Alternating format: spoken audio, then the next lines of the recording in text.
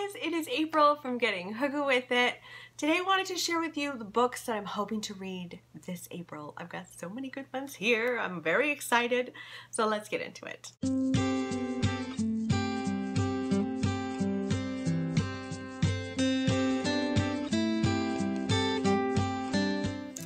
So as you know, I'm trying to fill my TBRs with multiple options, with multiple genres. So I've really got 3 genres here. I'm very excited. So the first genre that I would like to read is historical fiction, and I've got a couple of options for myself here. First of all, I am currently listening to The Huntress by Kate Quinn on audio, which is fun. I mean, this woman writes kind of fluffy, not perfectly written historical fiction. This is about a German woman who was terrifying in World War II, who would like hurt people, kill people during the war. And she has escaped after World War II was over, and they're like trying to find people who were really at the helm of the Nazi regime and did some really terrible things. She's kind of vanished, and there are several people trying to find her, including Nina, who was a Russian female flyer for the Night Witches, this like group of women who flew and bombed places. So she's on the hunt for the Huntress. There's also Ian Graham, and he's a British war correspondent and a Nazi hunter. Like, that's what he does for a living. He has been looking for the Huntress for a long time, and he was like, I give up, like I can't find her.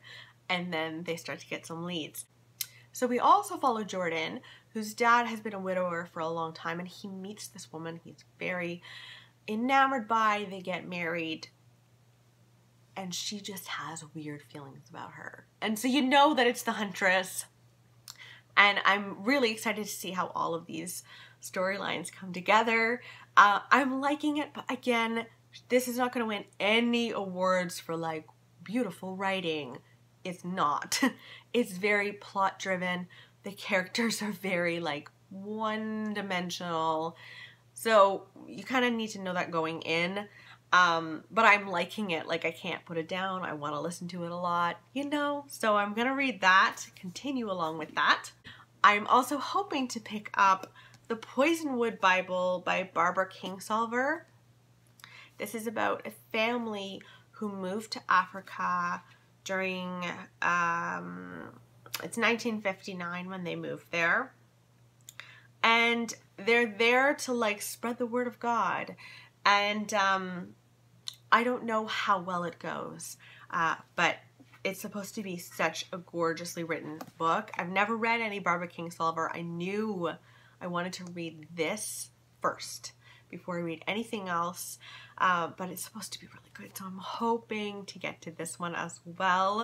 And then for my thriller, I've already got one chosen because I don't know if you've watched my April book haul revisit, where I go way back to April of 2018, look at all the books that I bought in April 2018, and then choose one from my April TBR for this year. So the one I chose for that is Lying in Wait by Liz Nugent. And this is just going to be a lot of fun. This is a thriller about a couple that just happens to kill people. A certain person in particular they kill is this woman who I think he was having an affair with. I could be wrong. Anyway, they kill her, they bury her in their garden. Nothing can go wrong after that, right? I love that this woman, this author, looks at people who are murderers or, you know, abusers or along those lines at least, and like dives into very dark minds. It's so much fun. So I'm really excited to read this. This is my only scary-ish book on the list, but I'd have to read it, so I know I'll get the scariness in at some point, so that's good. I've got 3 contemporary options, which is a lot. First if it ever comes in, please, if it ever comes in, is Daisy Jones and the Six by Taylor Jenkins Reid. It's supposed to come in. I requested it like a month ago or something like that from the publisher. It's supposed to be so good.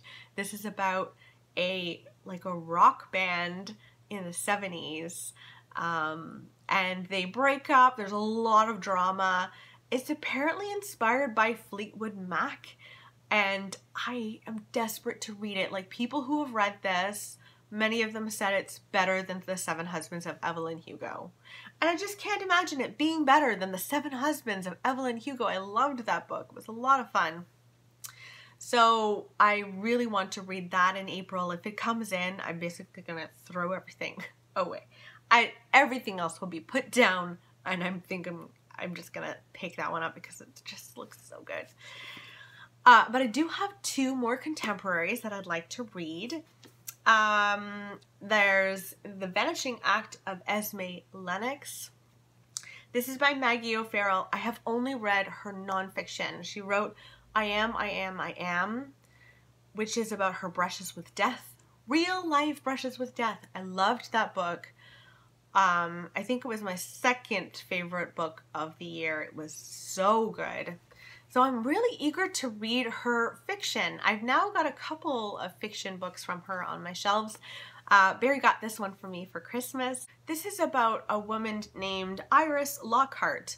She receives a very strange call one day that says, hey, your great aunt is here at Clodstone Hospital, and yeah, she's being released. And she's like, I didn't even know I had a great aunt.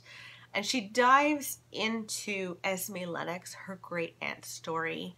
I think Esme might have been like a troubled child, in the sense that I think she was just like a very independent woman. I could be wrong. I think she was just very independent, but her family was embarrassed by her. She literally vanishes at some point, and then they find her literally years later as an old woman. And I just want to know the story. What in the world happens? I need to know. So yeah, that's The Vanishing of Esme Lennox. And then the last one is a book that I've been trying to read for a long time. It was on my March TBR. Didn't happen. This Is How It Always Is by Laurie Frankel. This is about a little boy named Claude, and he feels much more comfortable when he is wearing girl clothes, and he just feels more like himself when he is a girl. And so his family helps to transition him, and I'm so excited to read this. Again, it's gonna make me cry. I'm up for that. I'm totally up for that. So I probably won't read all of these. I kind of give myself options within like genres so that I read a wide variety, but I also have choice throughout the month. So I'm very excited about all of these books. These are the ones that are kind of calling to me right now. Let me know in the comments below if you've read any of these books and what you thought of them. Fingers crossed you liked them all. And also what you're planning on reading in April. I'd love to know. I will talk with you soon. Okay, bye guys.